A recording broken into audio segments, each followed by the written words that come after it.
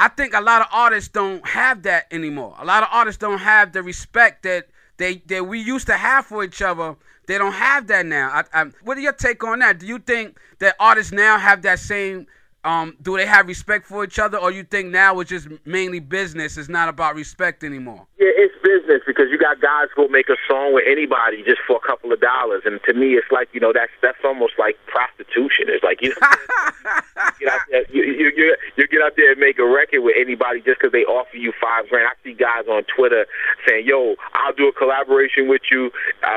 My numbers are good. Hit me up." See, I don't do that, and the reason I don't do that is because at one point you become worth what you sell out for. So if you do a song with somebody for $2,500 and you give them 16 bars, the next person who does a song with you should be like, "Yo, I ain't paying you no more than 25 because you ain't beating me in the head for 10,000 and you rocking with nobody's."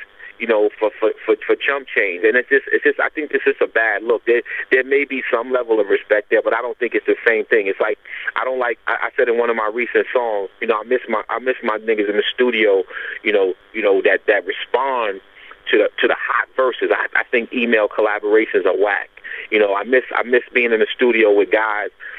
Saying, yo, man, I'm going in the booth, and they watching you do the verse. They right there with you. They can give you input and say, yo, I like the way you said that. Can I add something to it? And building on a process that becomes a great record. It may not sell 1 million, but a classic is a classic is a classic. And I feel in my chest that if you work with the person and allow them to have input in the work, and you have been put in the work, that's what a collaboration is. It's not like, okay, I rhymed on it, I'm going to send you the beat, my verse is on there. And you could tell those records, man. You could just tell. Yeah. I think it has a lot to do with being there, you know what I mean?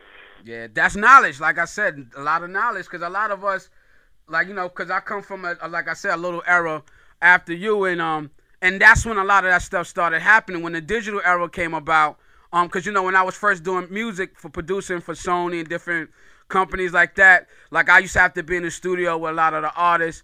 But then as the digital era kicked in more, it's more of what you're saying. It's like, yo, here goes some bread. Yo, here go the track.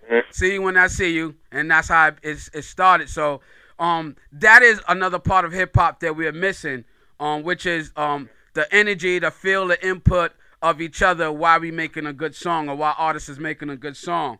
One of the things I admired about you was your titles of your albums, like the Industry Shakedown. That title right there just bugs me out. What made you come up with that title? Wow, that's a good question. Nobody ever asked me that before. And what I did with the reason I came up with Industry Shakedown was after realizing, okay, there was a chain of events that happened where I felt like, you know what, I think these industry heads, even the guys that have jobs working as A&Rs and working at labels, they do have a job to do. So you can't knock them for doing their job. The problem comes in when these guys are willing to sacrifice their own dignity and lie to you about stuff and try to trick you into doing things for these corporate crackers that they won't do, they would normally do. And then they realize these are not permanent positions. Because to me, A&R stands for another replacement. You know what I mean? That's all that is. So I hate to say that, and I don't mean to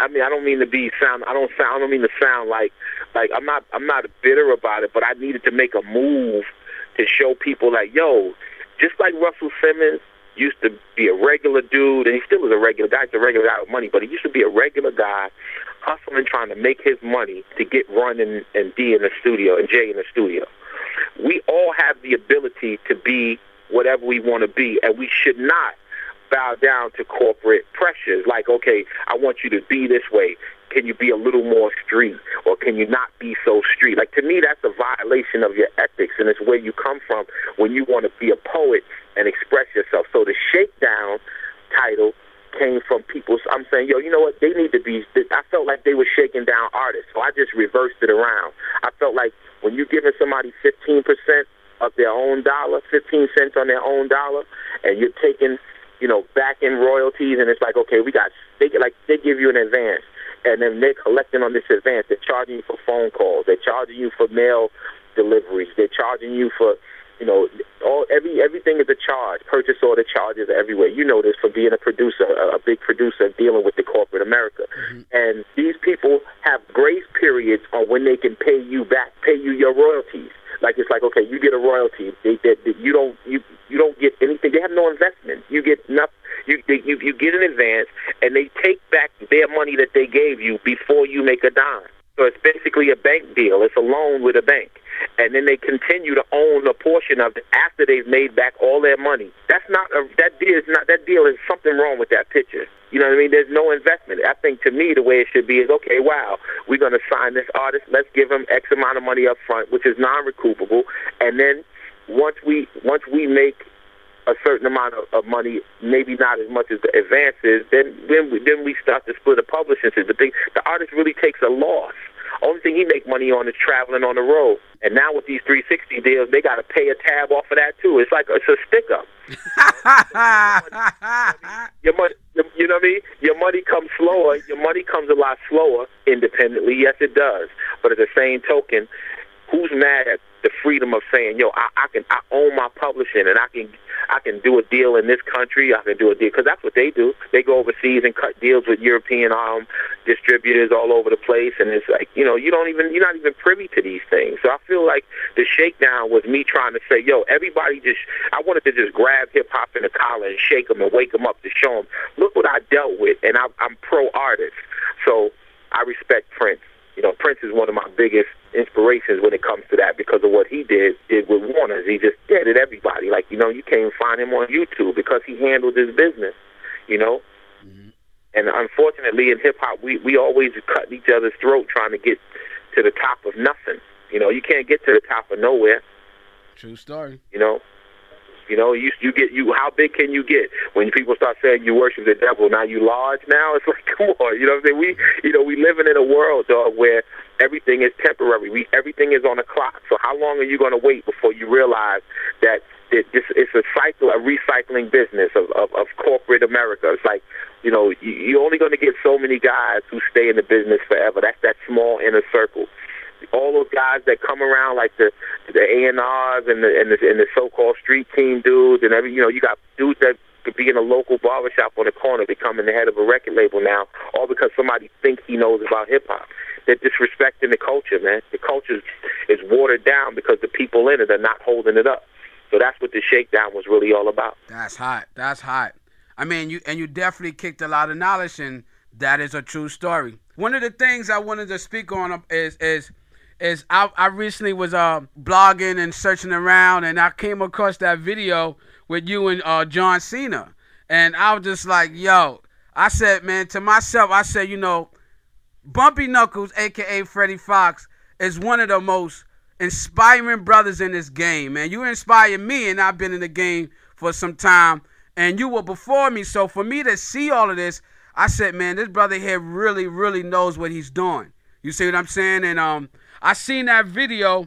The video, I think it was called Bad Man. Bad Man. And y'all got the 18 joint. And all of us, we used to look at the 18 when we were young. And I said, damn. I said, yo, you know what? I said, you are a good leader for a lot of the independent artists coming up. A lot of the major artists trying to cross over to different barriers. So I think, man, from me to you, man, I give you a big up, my hat tilt to you, man. And how was you able to hook up with John Cena?